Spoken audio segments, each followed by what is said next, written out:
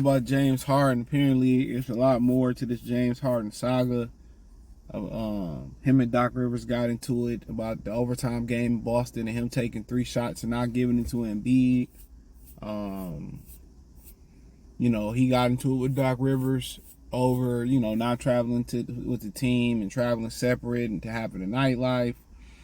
Also, they said that reportedly that he was complaining because he didn't, get the Allstar nod. And when Adam Silver tried to call him for a late replacement as an injury replacement, that he didn't answer the phone. So they went with Pascal Siakam. He's denied that. But James Harden is looking to go down as a, Allen Iverson type of ending to his career. Allen Iverson career, and this is my favorite player of all time by far, his career didn't go down because he physically wasn't able to play anymore. You can say the same thing about Stephon Marbury. His career didn't fall apart because he wasn't physically able to play no more. These guys just didn't want to take a reduced role. They didn't want to be the mentor. They didn't want to fall back. And they couldn't check their ego. And James Harden is figuring that out the hard way, which he could have opted out of his contract and somebody could have paid him big money. But he was forced to opt in because nobody else wanted him. And it's always been long said. I remember they lost to the, when they lost that game 6, when the Spurs rested Kawhi Leonard, and he laid an egg, and after the game, it was pictures that surfaced him going to the liquor store, going out to party. They let you know everything you need to know. Now, I'm not saying if you take an L where you got to just sit in your room and pout and cry, but the first thing you do is go to the club after taking an L like that, in which they basically conceded game 6 just to get to game 7, and you lost to a Kawhi Leonard-less San Antonio Spurs team. That lets you know everything you need to know about them right there. Who would want that person in a foxhole? I wouldn't want that person in my foxhole with me. And, at the end of the day, him taking the 3 shots and Doc Rivers getting mad because he wasn't shooting well, and didn't give it to Joel Embiid, and James said I couldn't give it to Embiid, probably because Embiid didn't have no, gas in the tank. So I ain't even mad about that.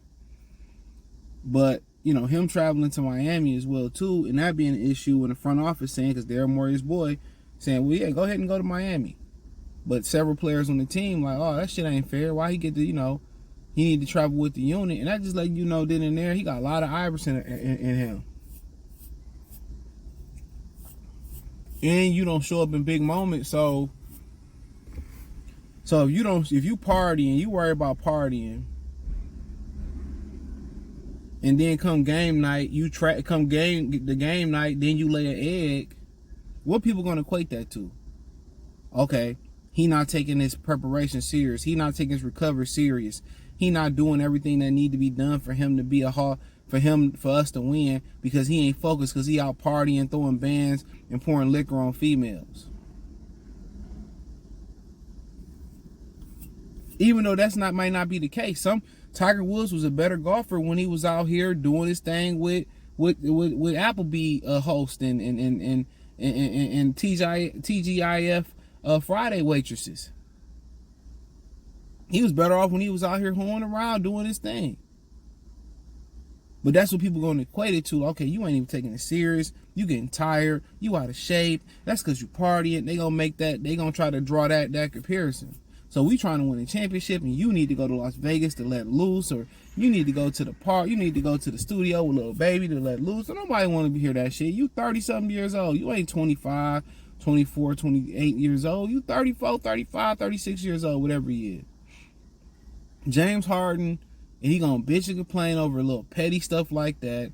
If he not gonna be committed to the championship grind, he want to go be a celebrity, go play in Toronto, go play in Indiana, go play somewhere else where you not fucking up their championship aspirations. Don't go to LA. Don't go to New York. Don't go nowhere where these teams, trying to be having championship aspirations. Go somewhere where they ain't got no hope. And he would be in Houston. But Ime Udoka nixed that reportedly. He nixed that. He said, he not about to poison these young bulls I got in the locker room. I'm about to change the culture here. We not going to allow you to poison this. So he need to go somewhere where he can just be he can put up video game type numbers, maybe he could drag them to the playoffs and he could be celebrated that way. Somebody that's not contending for nothing. Somebody, like Charlotte that just, need to put some asses in the seats or something like that. So that's probably where he need to go. Now, I know up and coming team like Orlando, Detroit, who got some type of promise, he don't need to poison them young guys over there. And plus, they guard abundant.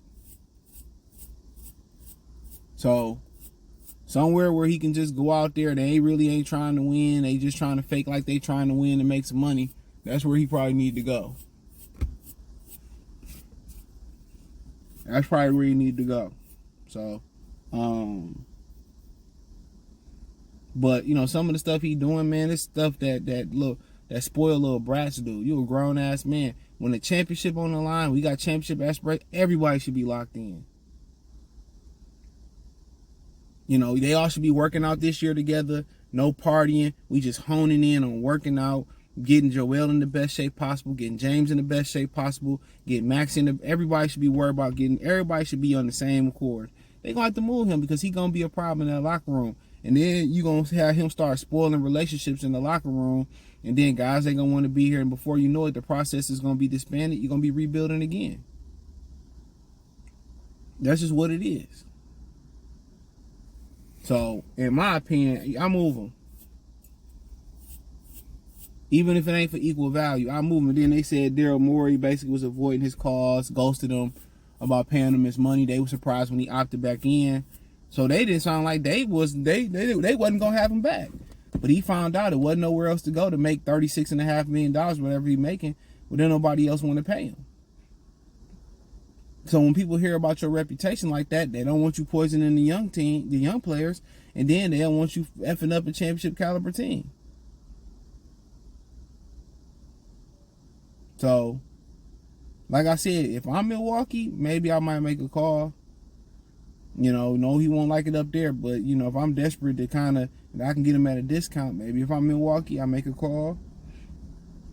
The Clippers, if they interested, you got to understand, his job is just to get Paul George and Kawhi through the regular season with as many wins as possible.